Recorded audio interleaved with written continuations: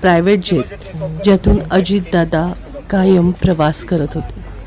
अजितदादा म्हणजे वेळ पाळणारा नेता आणि वेळेत पोचायचं म्हटलं तर स्वतःची जीवाची किंवा स्वतःच्या मनाची शरीराची कशाचीही काळजी न करता समोरच्याला दिलेला शब्द पाळायचा आणि वेळेत पोचायचं यासाठी कायमच अजितदादा वेळेत पोचायचे.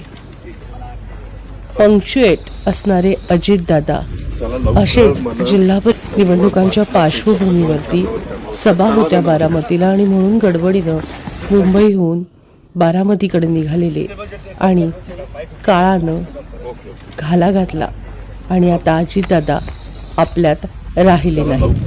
हेच ते अजितदादांचं प्रायव्हेट जेट असं बोललं जातं. नेमकं काय घडलं, या विमानात काय बिघाड झाला, या बाबतीतल्या सगळे अपडेट्स आम्ही तुम्हाला देत राहणार आहे. नमस्कार, मी शर्वरी पवार.